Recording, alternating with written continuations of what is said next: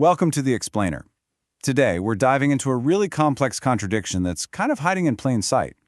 It pulls together national security, human rights, and the very values we say we champion. And the whole thing really kicks off with this pretty dramatic shift in public opinion. So, check this out. Since 2011, public concern over extremism has just shot up. We're talking huge shifts in how people feel across Europe.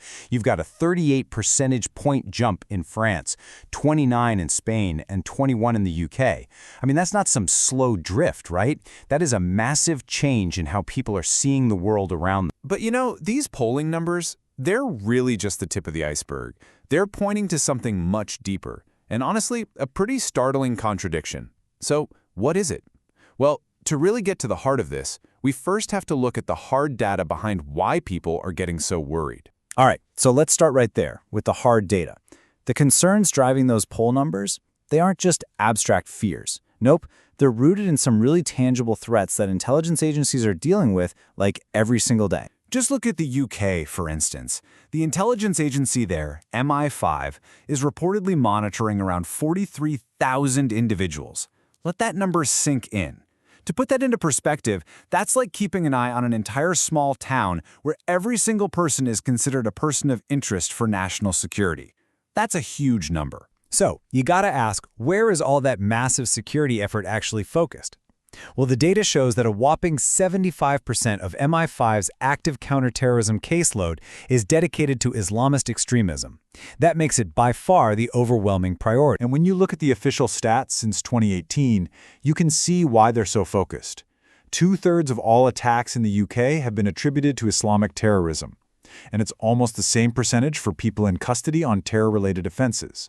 So, from a purely law enforcement angle, these numbers paint a really clear picture. And look, this isn't just a UK thing. The specifics might change from country to country, but the basic theme is pretty consistent. Over in the US, for example, the Cato Institute notes that while the overall risk from foreign-born terrorists is statistically low, 2/3 of those who are convicted were motivated by Islamist ideologies. And then you have a country like Belgium, which has seen one of the highest per capita rates in all of Europe of its own citizens leaving to go join jihadist groups overseas. Okay, so that's the security threat as laid out by the data. But to really grasp the full picture here, we have to pivot. We need to move from the statistics to the ideology itself and take a hard look at its reality, especially when it comes to fundamental human rights. So, let's look at Gaza, under Hamas rule. The reality there is just stark.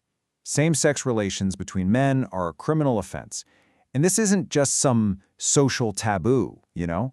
It's literally written into the law using a penal code from the British Mandate era that is still enforced to this day. And the real-world consequences of this are incredibly severe. Sources document intense persecution in the West Bank and even confirmed cases of torture and execution in Gaza. This isn't abstract. The human cost is made painfully clear in specific, tragic cases. Like Mahmoud Ishtiwi, a Hamas commander who was reportedly killed by his own group over accusations of homosexuality. Or Ahmad Abu Markia, who was murdered in Hebron back in 2022 in what was widely described as a targeted hate crime. So when you see this documented reality, the criminalization, the violent persecution of LGBTQ+ people, it forces you to ask a really tough question. Who in the West, a place where LGBTQ+ rights are so often championed, would ever offer support to movements that enforce these exact policies? And the answer to that question, well, it leads us straight into the central paradox of this whole explainer. And this is where we get to the core of the issue. This strange and deeply contradictory alliance. You know, a key passage from the source material just lays this paradox out perfectly. I'm just going to read it and let it sink in. Quote, "The same extremist movements that enforce such oppression abroad often gain sympathy and public support from progressive circles, ironically, including activists who would have no rights under those regimes." Wow, there it is. That's the conflict right at the heart of what we're talking about. And this just lays the two value systems out side by side. On one hand, you have a core principle of Western progressive activism fighting for LGBTQ+ rights and for basic human dignity. And on the other hand, you have the documented reality of these movements, where homosexuality is a crime and where that same community faces state-sanctioned violence. I mean, the two are in total direct opposition. So the big question is, why does this contradiction even matter? While the analysis here suggests this isn't just some intellectual puzzle to debate, it actually presents a fundamental challenge to the very idea of freedom itself. When you put all these facts together, they all point to one conclusion. What we're looking at is a growing ideological threat, and it's one that challenges society on two different fronts at the very same time. So this right here is the crucial takeaway. We're facing what's essentially a dual challenge. First, you've got the direct threat to national security, the one that's backed up by all the statistics we just saw. But then there's the second challenge, which is maybe a little more subtle.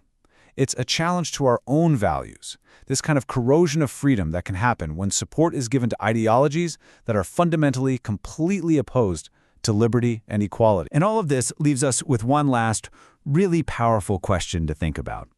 This explainer has laid out this complex collision course, right, between security concerns and deeply held values. So we'll end with this thought.